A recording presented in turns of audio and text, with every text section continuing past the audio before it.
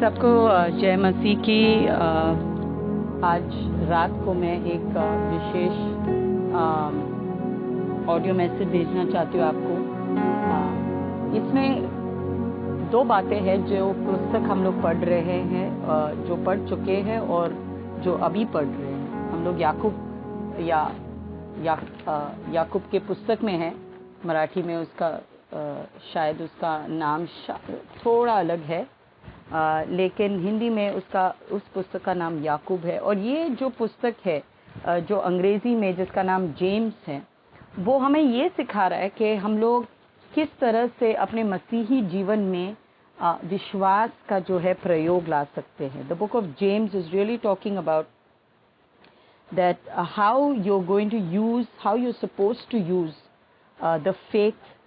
How does really faith work? How do you use that faith in your daily life? कि किस तरह आप उस विश्वास को प्रयोग में ला सकते हैं। और मैं याकूब के पुस्तक के बारे में थोड़ा जिक्र बाद में करती हूँ, लेकिन उसके पहले हमने पढ़ा था इब्रानियों का पुस्तक, जो बुक ऑफ हिब्रूज है, जो उसके पहले हम लोग नए करार से पढ़ रहे थे। और ये इब्रानियों का पुस्तक में एक जो जिक्र जो हम लोग सब समझते हैं, और जो लोग विश्वासी है एक काफ़ी टाइम से, 1 साल से ज़्यादा, आप लोग ये वचन से शायद बहुत ही प्रभावित है या सुन चुके होंगे। वो है इब्रानियों का 11वां अध्याय और वचन 6, जिसमें लिखा है कि विश्वास के विपरीत असंभव है कि परमेश्वर को हम लोग प्रसन्न कर पाए। इब्रानियों का 11वां अध्याय में यदि आपने ये वचन अपने बाइबल में रेखांकित नहीं किया हो तो प्लीज़ कीजिए। और विश्वास, 6ठा वचन में, और विश्वास बिना उसे प्रसन्न करना अनहोना है या असंभव है, क्योंकि परमेश्वर के पास आने वाले को विश्वास करना चाहिए कि क्या विश्वास करना चाहिए कि वह है, और वो अपने खोजने वालों को, दूसरी बात कि वो अपने खोजने वालों को प्रतिफल देता है। Hallelujah. So it is impossible to please God without faith, because he who comes to him must believe that he is, पहली बात, that he is, the first thing that he is, and secondly that he is a rewarder of them that diligently seek him. Hallelujah, अंग्रेजी में ये है। तो ये पूरा जो इब्रानियों का पुस्तक है, ये पूरे जो 13 अध्याय है, इसमें 13 अध्याय हमने पढ़ लिए हैं इन दिनों में, पिछले हफ्तों में। और ये विश्वास के बारे में है। ये एक और चीज़ के बारे में है कि किस तरह से हम लोग अपने विश्वास में, अपने विश्वासी जीवन में बढ़ते हैं, और एक ऐसे स्तर पे पहुंच जाते हैं जो जिसका जिक्र इब्रानियों का 6ठा अध्याय में लिखा है। Need for maturity. अगर आप इब्रानियों 6ठा में देखते हो तो किस तरह हमने तो आरंभ किया है, लेकिन किस तरह हमें बढ़ना है। और ये आप देखेंगे 6ठे अध्याय में यहाँ पे लिखा है, पहला वचन, Therefore leaving the principles of the doctrine of Christ, let us go on to perfection.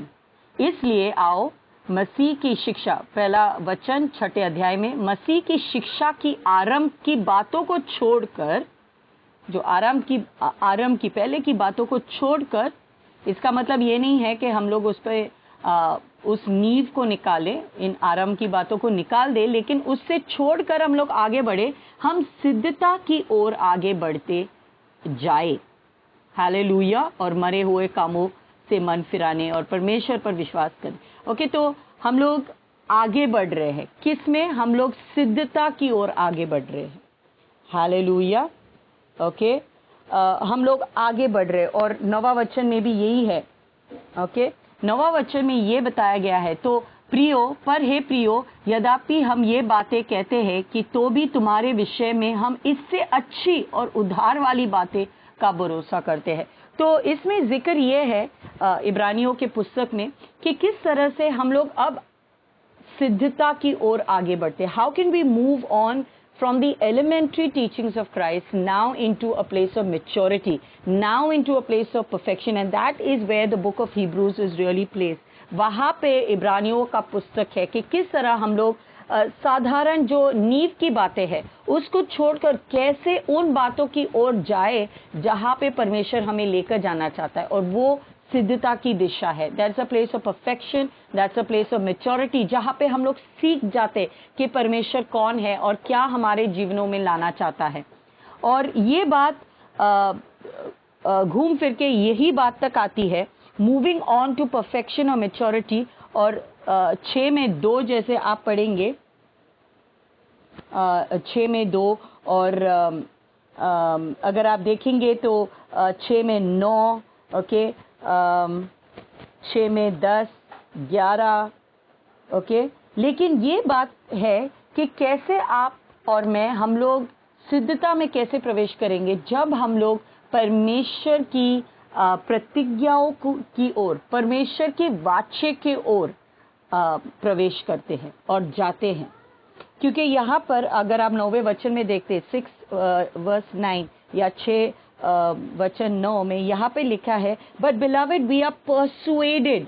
ये सब वर्णन करने के बाद 6ठा अध्याय में 1 से 8 तक उसने वर्णन किया कि क्या क्या बातों को हमें छोड़ना है, क्या क्या बातों को हमें, जो नींव की बातें हैं उसको नज़रअंदाज नहीं, उसको उसके अभी दूसरे और जाना है, हमें उससे आगे जाना है, नींव की बातों को छोड़कर, जैसे नींव की बातों को रख कर, ओके, हमें कैसे स्थिरता की ओर, हमें कैसे सिद्धता की ओर जाना है। और इसमें यहाँ पे लिखा है, but beloved we are persuaded better things, और मैंने ये वचन आपके लिए पढ़ा था हिंदी में, पर हे प्रियो, यद्यपि हम ये बातें कहते हैं तो भी तुम्हारे विषय में हम इससे अच्छी और उद्धार वाली बातों का भरोसा करते। हम लोग अच्छे बातों की ओर जा रहे हैं, हम लोग सिद्धता में प्रवेश कर रहे हैं, हम लोग और भी परमेश्वर में ग्रो कर रहे, और भी बढ़ रहे हैं उन अच्छी भली बातों के बारे में। और वो बातें क्या है, वो बातें क्या है? यहाँ पर अगर आप इन इब्रानियों के पुस्तक को आपने गहराई से पढ़ा तो आपको समझ में आएगा कि ये सब जो है 8वां अध्याय में ये एक नए वाचे के बारे में बात करता है, ओके, कि कैसे हम लोग पुराने वाचे को से निकलकर हम लोग अब एक नए वाचे में, 7 वचन से 8वां में 7, ओके, पहला जो है वाचे को छोड़कर अब नए वाचे में प्रवेश करते हैं, ओके। और फिर हमें ये याद दिलाता रहता है इब्रानियों का पुस्तक जिसने लिखा है, किसी को एक्चुअली ये यकीन से बता नहीं पाता है कि क्या ये इब्रानियों को पुस्तक पौलुस ने लिखा या किसने लिखा है, बट जिसने भी लिखा वो ये पवित्र आत्मा के अगुवाई के जरिए उसने लिखा है कि हम लोग को अब नींव की बातों को रख कर अब प्रवेश करना है उन अच्छे बातों में, उन भले बातों में, उन वाचा के बातों में जो आपके लिए और मेरे लिए लिखी गई है। और वो याद दिलाता है हमें 6 में 9 से अगर आप 19 तक पढ़ेंगे कि कैसे उसने इब्राहिम को भी ऐसे ही किया था। 13वां वचन में देख लीजिए, यहाँ पर 6 में 13, परमेश्वर ने इब्राहिम से प्रतिज्ञा करते समय जब शपथ खाने के लिए किसी को अपने से बड़ा न पाया तो अपनी ही शपथ खाकर कहा, मैं सचमुच तुम्हें बहुत आशीष दूंगा और तेरी संतान को बढ़ाता जाऊंगा। तो इसमें ये विषयों में कि हमें कैसे उन प्रतिज्ञाओं को, जैसे इब्राहिम को प्रतिज्ञा परमेश्वर ने दी थी, ओके, कि verse 14, surely in blessing I will bless you and multiplying I will multiply, वो प्रतिज्ञाओं को हम लोग कैसे हासिल कर पाएंगे कि ये जो आशीष हमारे ऊपर है वो क्या है, और इसमें हम लोग कैसे रह पाएंगे विश्वास के साथ। और दूसरी बात यह है जो मैं बांटना चाहती हूँ कि याकूब की पुस्तक में इसी विश्वास को प्रयोग में कैसे लाते हैं उसका जिक्र किया है, ओके। मैं ये चेतावनी देना चाहती हूँ कि याकूब का पुस्तक में ये नहीं कहता है कि अब हमें विश्वास की भी जरूरत है और अपने कर्मों की भी जरूरत है, ये दोनों बातें नहीं हैं।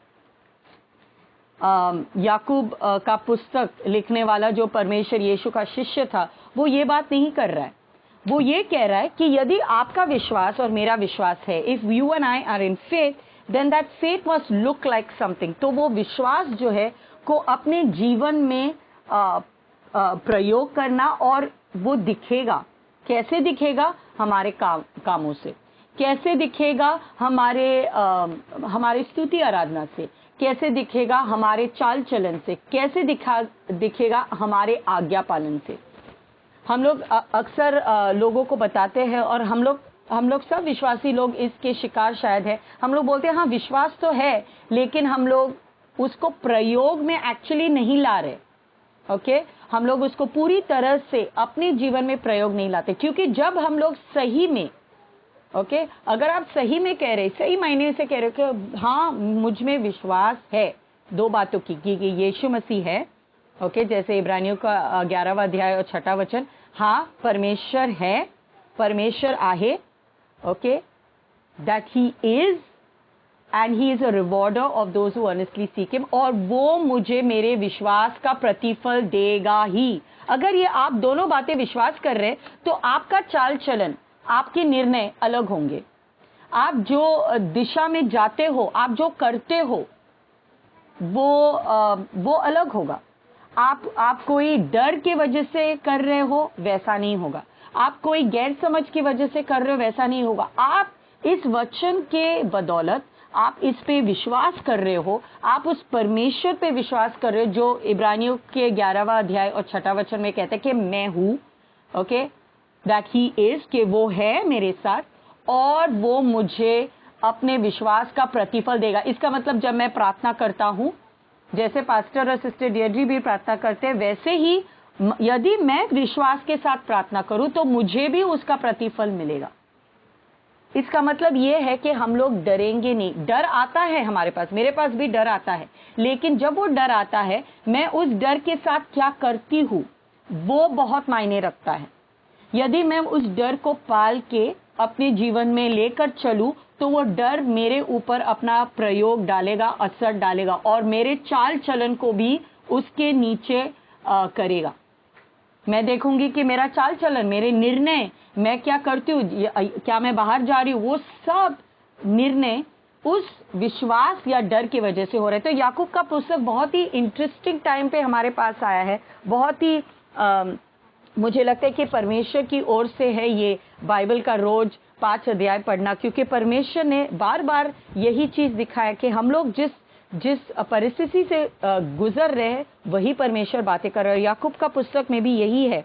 याकूब के पुस्तक में यदि आप पढ़ते, the book of James is full of that. It says if you have the faith then faith without your works is dead. मतलब अगर आप कहते हो कि हाँ विश्वास है, लेकिन आप उस विश्वास की दिशा में नहीं चल रहे हो, तो वो मरा हुआ विश्वास है। और एक्चुअली मरा हुआ विश्वास कुछ है ही नहीं। मतलब आपके पास विश्वास नहीं है या मेरे पास विश्वास नहीं है। इसलिए हम लोग बार बार लोगों से कहते हैं, आप लोगों से कहते हैं कि बॉस आपका विश्वास है, तो उसको प्रयोग में लाए। क्योंकि सिर्फ बोलना कि मेरा विश्वास है और उसको प्रयोग में अगर मैं नहीं लाती हूँ, अगर मैं उसका इस्तेमाल नहीं करती हूँ, उसके वजह से, मेरे विश्वास की वजह से मैं अपने निर्णय को नहीं बदलती हूँ, तो उसका फायदा नहीं है। Faith without work cannot be called faith, it is dead. और यहाँ पे पहले अध्याय से हम लोग देखते कि कैसे परमेश्वर का उद्देश्य क्या है। कोई भी चीज, कोई भी परीक्षा लाने का क्या उद्देश्य है। यहाँ पे लिखा है 3 वचन में,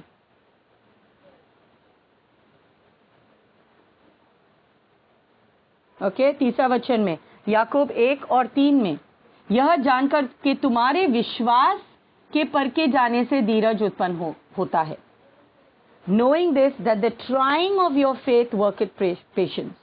हमें ये वचन, मुझे भी इतना अच्छा नहीं लगता है, क्योंकि हमारा विश्वास जो है परखा जाता है। यदि मैं कहती हूँ और मैं ये अंगीकार करती हूँ सबके सामने कि मेरा विश्वास है, हाँ हमारा विश्वास है, तो वो परखा जाएगा। कौन परखता है? परमेश्वर परखता है। हालेलुया। और वो जब परखेगा तो आपको और सभी लोगों को भी समझ में आएगा कि आपका विश्वास सच में है या नहीं है। ये कोई दिखावे के लिए नहीं है, ये किसी और को दिखाने के लिए, ये आपको यकीन दिलाता है और परमेश्वर फिर जानता है कि सच में आपका विश्वास है। अब बहुत बार हम लोग ऊपर नीचे हो जाते, लेकिन यदि मैं वचन पढ़ती हूँ और यदि मैंने यीशु मसीह को ग्रहण किया है, तो मेरा पूरा जीवन एक्चुअली, मैं एक अलग बार शायद विश्वास में जाऊंगी कि जब आपने यीशु मसीह को स्वीकारा तो आपने क्या किया है। विश्वास करना क्या है, आपने अपना पूर्ण को कैसे अब पूरे भरोसे के साथ सिर्फ यीशु मसीह के ऊपर डाला है, ये विश्वास है। तो यदि आपने यीशु मसीह पर अपना विश्वास रखा, उसको ग्रहण किया, मतलब अब आपका पूरा जिंदगी सिर्फ एक तरीके से चलता है, वो है विश्वास। लेकिन परमेश्वर कह रहा है याकूब 1:3 में कि आपको पता है कि आपका जब विश्वास परखा जाता है तो okay, the trying of your faith produces patience, कि आप जब आपका विश्वास का जब परीक्षा होती है तो क्या होता है, उसमें आप में उत्पन्न होती है धीरज।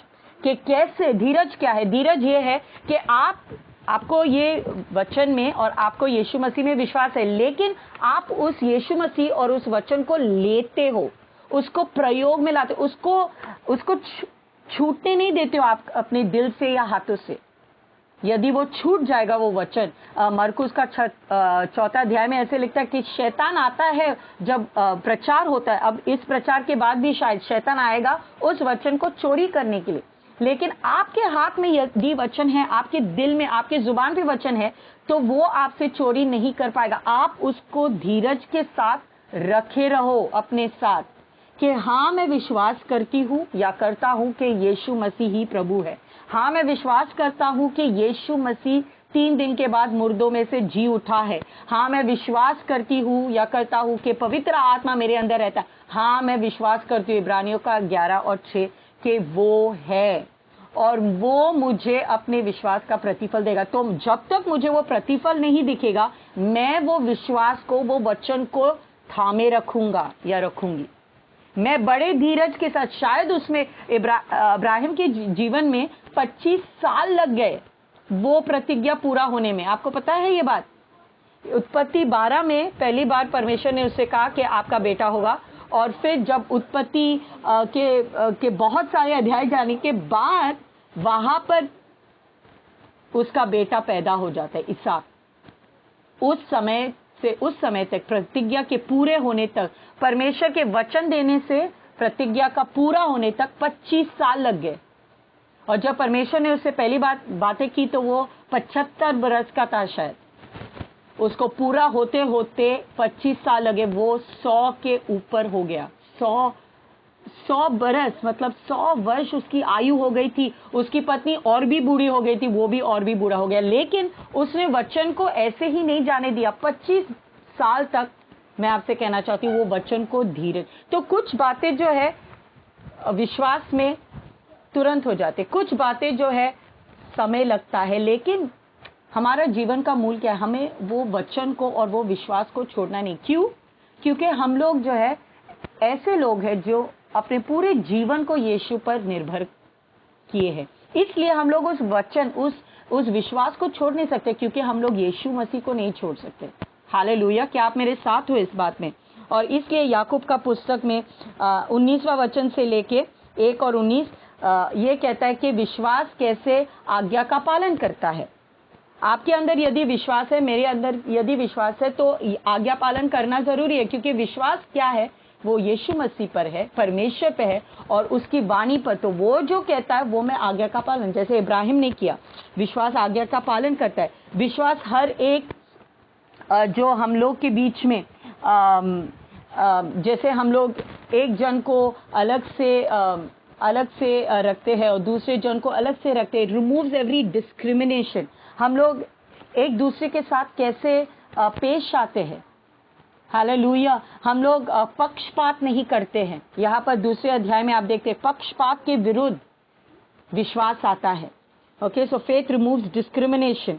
हम लोग पक्षपात नहीं कर पाते क्योंकि हमें विश्वास है। तीसरी बात, फेथ कंट्रोल्स द टंग। तीसरा अध्याय में हालेलुया कि हम लोग जब हमारे अंदर जब विश्वास है तो अपने जबान पर वश में करना वो शक्ति भी है। क्योंकि विश्वास होना मतलब ये सारी बातें का उल्लेख या ये सारे बातें का जो चिन्ह है हमारे जीवन में होगा। अभी इसका मतलब ये नहीं है कि हम लोग एकदम सिद्ध हो गए, हम लोग एकदम परफेक्ट होंगे, नहीं। कई बार हम लोग चूकते हैं, हम लोग गलती करते, पाप करते हैं, और हमें वापस परमेश्वर के पास जाकर माफी मांगना है, पश्चाताप करना है और अनुग्रह के लिए मांगना है। वो अलग अलग क्षेत्रों में, आपका क्षेत्र अलग होगा मेरे से, ओके, कमजोरियों का, लेकिन हम लोग विश्वास नहीं छोड़ते। वो सब होने के बाद हम लोग फिर से पटरी पर आते हैं, फिर से अपने जीवन को विश्वास के जरिए ही जीते हैं। ओके, पक्षपात नहीं करता, it removes discrimination, it controls the tongue, अपने जबान पर वश करना ही विश्वास सिखाता है। ओके, फेथ प्रोड्यूसेस विजडम, जो ज्ञान है, ओके, स्वर्गीय ज्ञान जो 3:13 याकूब के पुस्तक में, ये भी विश्वास के जरिए आता है। ओके, क्योंकि हमारे पास जो स्वर्गीय ज्ञान है वो कैसे आया है? यीशु मसीह के द्वारा आया। और कैसे हमारे पास आया है? हमने विश्वास के द्वारा। तो ज्ञान एक्चुअली परमेश्वर का जो ज्ञान है, ओके, जो बाइबल का ज्ञान है, और विश्वास है, वो परमेश्वर का जो विश्वास है वो एक दूसरे से विपरीत नहीं हो सकता।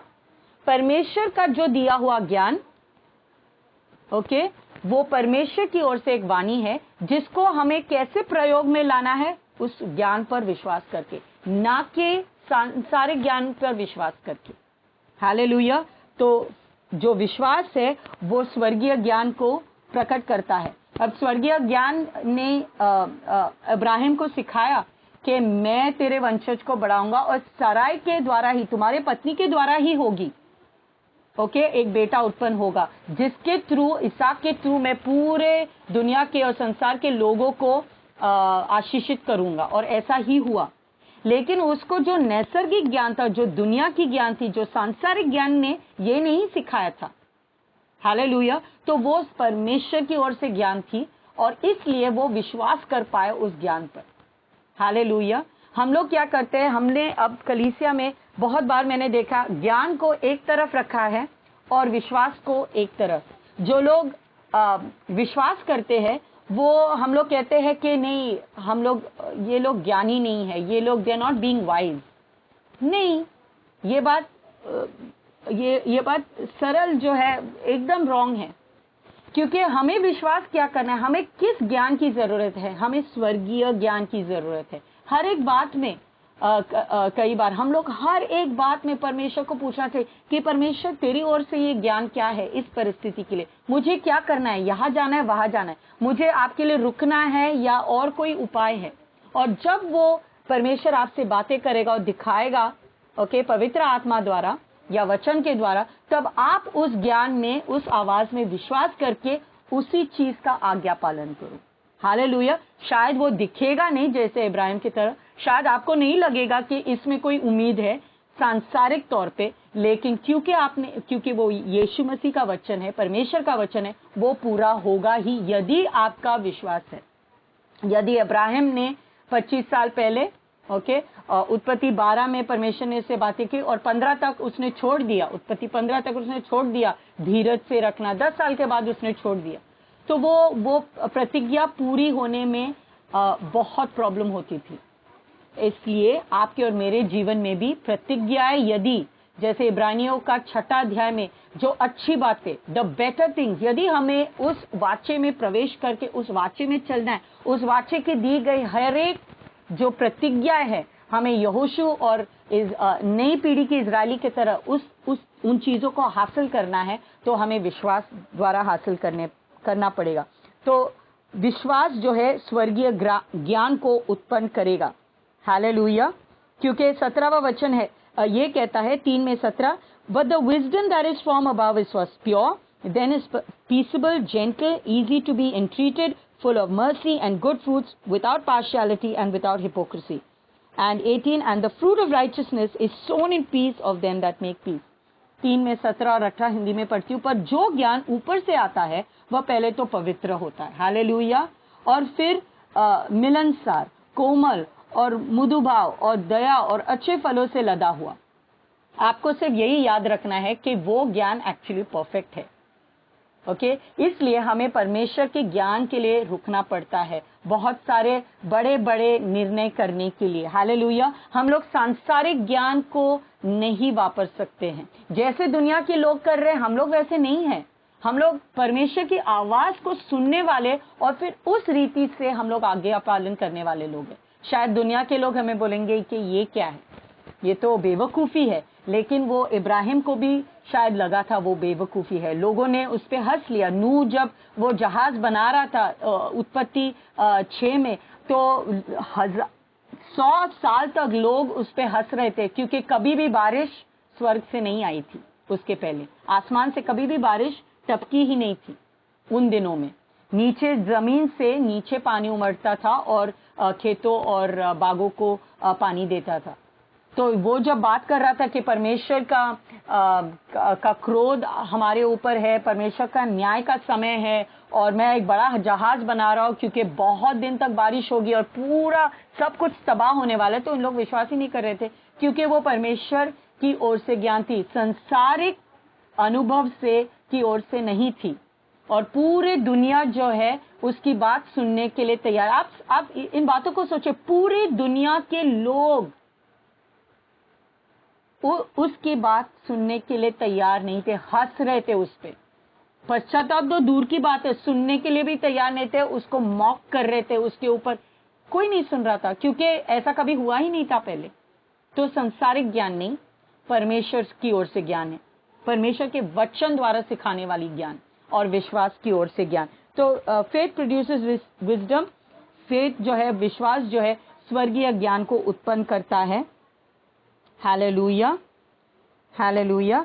15 वचन में ये ज्ञान जो है ऊपर से आता है, ये सांसारिक नहीं है। हालेलुया। फिर चौथा वचन में, चौथे अध्याय में ये लिखता है कि विश्वास के द्वारा उत्पन्न होती है नम्रता।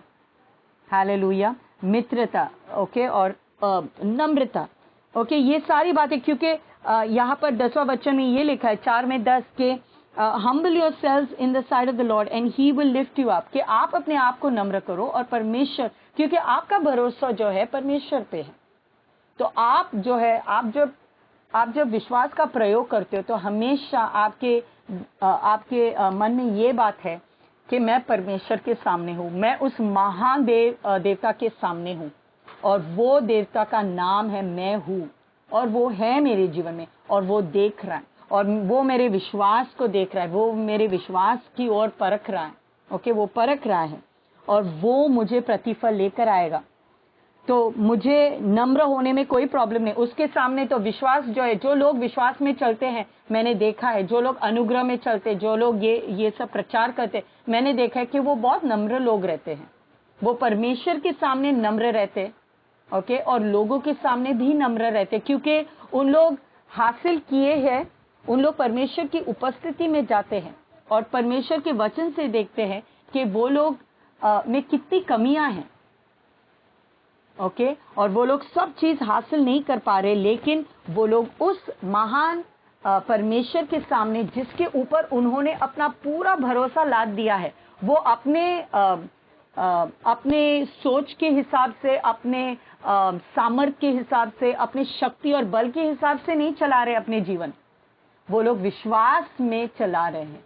तो उनका जो भरोसा है परमेश्वर के ऊपर, वो बहुत ही ज्यादा है, क्योंकि वो उनको देख के जा रहे हैं। हालेलुया। और इस वजह से वो अपने आप को कम सोचते या ज्यादा सोचते? कम सोचते, अपने बारे में कम ही सोचते, क्योंकि परमेश्वर तू ही जानता है। हालेलुया। उनका ये मनोभावना है, परमेश्वर तू ही जानता है। They are so dependent on God, people who walk in faith. तो यही याकूब का पुस्तक दिखा रहे कि the people who walk in faith are very highly dependent on God. You and me, you will be very highly dependent on God, and therefore humility is produced. Okay, faith produces dependence on God. Okay, 13वां वचन में 4:13 कि हम लोग उसके ऊपर बहुत ही, जैसे मैंने ऑलरेडी जिक्र किया है, बहुत ही हम लोग उसके ऊपर निर्भर रहते हैं। हालेलुया, बहुत ही निर्भर। और कुछ वचनों में तो ये भी बात है कि हम लोग एक दूसरे के साथ कैसे रिश्ता और संबंध रखते हैं, हम लोग भाई बहन लोगों के साथ कलीसिया में कैसे संबंध रखते हैं। यहाँ पे 3:11 speak not evil of one another brethren, he that speaketh evil of his brother and judges his brother speak evil of the law। तो हम लोग का जो व्यवहार है 4:11, हे भाइयों एक दूसरे की बदनामी न करो, जो अपने भाई की बदनामी करता है, यह भाई पर दोष लगाता है। तो हम लोग अपने आपसी संबंध में हम लोग को कैसे चलाना है, यहाँ पर 3:14 भी लिखा है, but if you have bitter ending and strife in your heart, glory not and lie not against the truth. तो स्वर्गीय ज्ञान यही सिखाता है। 3:14, पर यदि तुम अपने अपने मन से कड़वी डाह और विरोध रखते हो तो सत्य के विरोध में घमंड न करना और न तो झूठ बोलना। क्योंकि विश्वास हमें एक दूसरे के साथ रहना सिखाता है। यदि हमें विश्वास है, यदि हम लोग परमेश्वर, विश्वास किस चीज पे? परमेश्वर है, तो हमारे अंदर वो परमेश्वर का भय उत्पन्न होता है और हम किस तरह से एक दूसरे के साथ व्यवहार करते, कलीसिया में व्यवहार करते, बाहर के लोगों के साथ व्यवहार करते, किस तरह से बोलते हैं, किस तरह से अपना जीवन जीते हैं, उसका असर पड़ता है। तो faith produces dependence on God. हम लोग पूरे भरोसे और पूरे आधार हम लोग परमेश्वर के ऊपर डालते हैं। 4:13 से लेके 17 तक यही सिखाता है। और घमंड के विरुद्ध चेतावनी देता है। हालेलुया।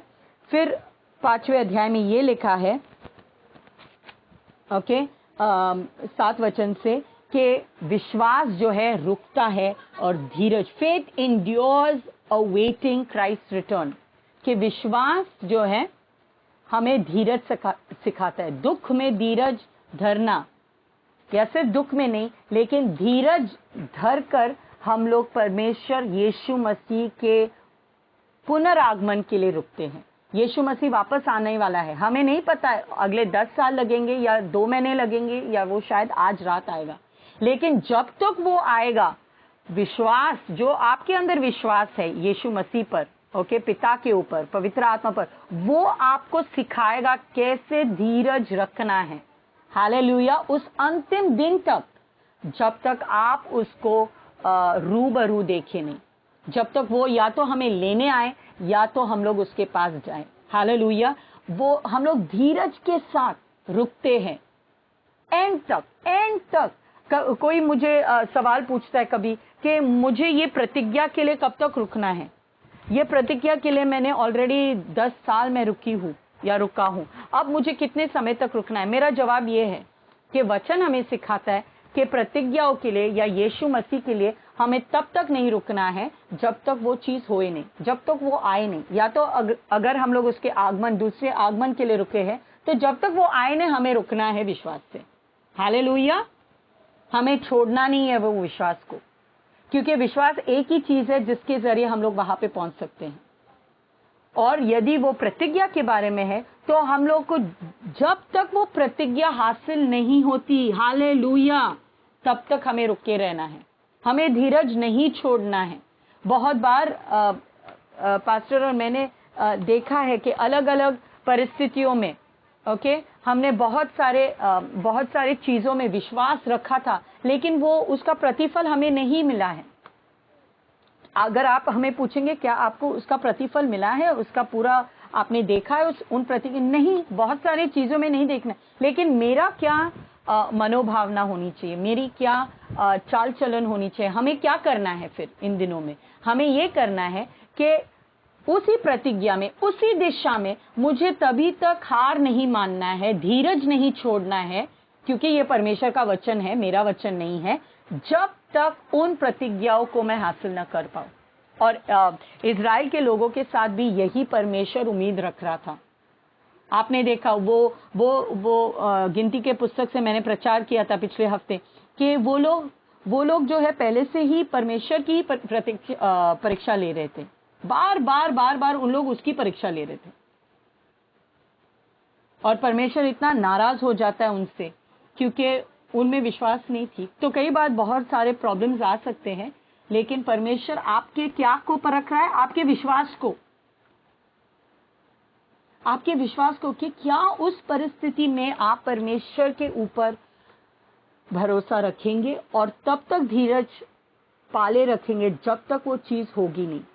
परमेश्वर यही उम्मीद रख रहा था इजरायली लोगों के ऊपर कि वाचे का जमीन है, उसको हासिल करना है। जब तक वो पूरी तरह से हम लोग हासिल नहीं करें, तब तक हमें धीरज को,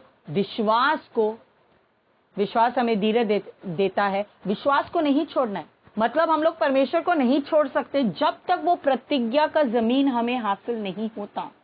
हालेलुया, हालेलुया। हम लोग इस विश्वास का इस्तेमाल, मैंने आपको लास्ट टाइम भी जिक्र किया था, भारत देश को वाचे का जमीन जो हमें दिया गया है, वो लोग भी है। ओके, वाचे के संतान है वो लोग। ओके, वो लोग sons of the covenant, they are sons of the covenant. Bharat देश में कितने बाकी है जिनको सुसमाचार देना बाकी है।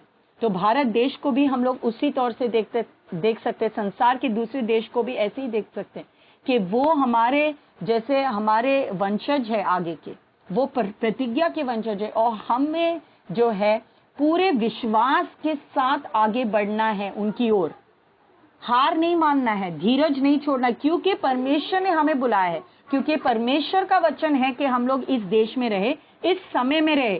क्या आपको कोई डाउट है क्या कि परमेश्वर ने आपको जन्माया इस समय में?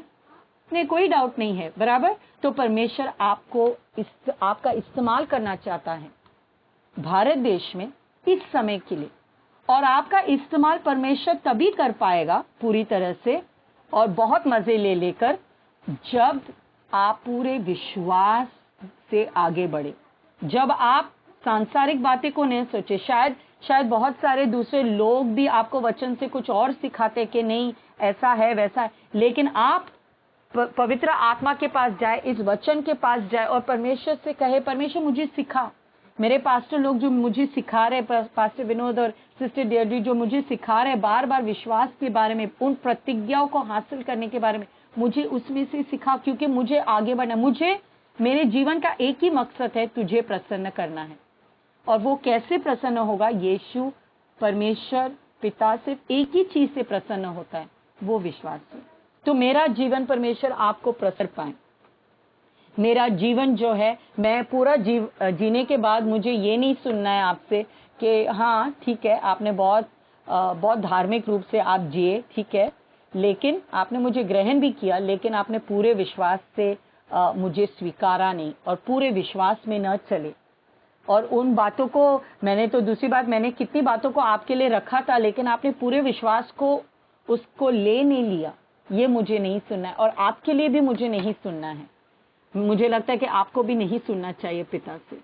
तो आओ हम प्रार्थना करें। परमेश्वर, हम धन्यवाद देते परमेश्वर के हम लोग याकूब की पुस्तक पढ़ रहे, धन्यवाद देते परमेश्वर के इब्रानियों की पुस्तक को पढ़ रहे। परमेश्वर, इस बात की समझ और ज्ञान परमेश्वर के हमारा जीवन कैसे, परमेश्वर हम लोगों का नाम ही विश्वासी है। Our name itself is believer.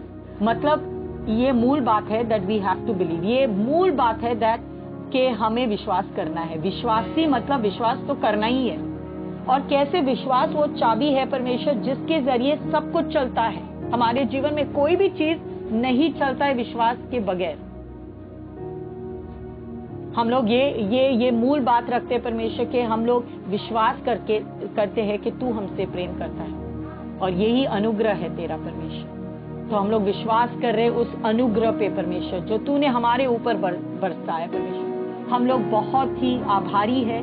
लेकिन परमेश्वर हमें सिखा इन आने वाले दिनों में और आज की रात भी परमेश्वर, जैसे मैं वचन पढ़ती हूँ परमेश्वर, तो स्लोली पढ़ूं, समझ के पढ़ूं और पवित्र आत्मा के साथ पढ़ूं। पवित्र आत्मा हम लोग आमंत्रित करते हैं। Holy Spirit, we want to invite you. हम लोग तुझे आमंत्रण करते हैं परमेश्वर कि तू आकर हमें वचनों को सिखा, क्योंकि परमेश्वर तेरा वचन इब्रानियों का 11वां अध्याय और 6वां वचन में ये कहता है that you are a rewarder of those who diligently seek you, कि तू उनको प्रतिफल देने वाला परमेश्वर है जो तेरी बाट जोते परमेश्वर, जो तेरे खोजने वाले लोग हैं, किसी और चीज को खोजने वाले नहीं परमेश्वर। हम लोग बाइबल क्यों पढ़ रहे हैं? हम लोग परमेश्वर आराधना क्यों करते परमेश्वर? हम लोग चर्च में क्यों आते परमेश्वर? क्योंकि हम लोग तेरे खोजने वाले हैं परमेश्वर। तेरा वचन कहता है उत्पत्ति निर्गमन में परमेश्वर के इज़राइल के लोग तेरे हाथों के कार्यों को जानते थे, लेकिन मूसा जो था परमेश्वर तेरे मार्गों को जानता था। हम लोग ऐसे लोग बने जो तेरे हृदय को जाने, तेरे मार्गों को जाने परमेश्वर। सिर्फ तेरे हाथों को कार्य को, जो भी सब लोगों को दिख रहा है उसको ही लेके हम लोग चल रहे हैं। और जैसे लोग बता रहे हमसे कि परमेश्वर ऐसा है, परमेश्वर वैसा है, नहीं परमेश्वर, हम लोग उसको लेके नहीं चले। हम लोग परमेश्वर वचन के पास जाए और पवित्र आत्मा हमारा सबसे बड़ा शिक्षक बने। परमेश्वर वो हमें सिखाए कि तू कौन है, तेरे मार्ग क्या है, तेरा हृदय क्या है, ताकि परमेश्वर हम लोग विश्वास से चल पाए। हम लोग जब ये कहते हैं परमेश्वर हाँ मुझे विश्वास है, ये शब्द के परमेश्वर सही प्रयोग हम लोग अपने जीवन में ला पाए, क्योंकि हमारा नाम ही विश्वासी है। और उन सारी बातों को हासिल कर पाए जो तूने हमारे लिए क्रूस पे ले लिया, अपने पुनरुत्थान से ले लिया। और परमेश्वर जो पवित्र आत्मा जो हमारे अंदर रहता है वो हमें देना चाहता है, उन स्वर्गीय बातों को और उन नैसर्गिक बातों को इस जीवन काल में, जब तक तू वापस ना आए। और पूरा धीरज के साथ परमेश्वर हम रुके हैं तेरे लिए। यीशु मसीह के नाम से परमेश्वर मैं ये प्रार्थना करती हूँ, आमीन।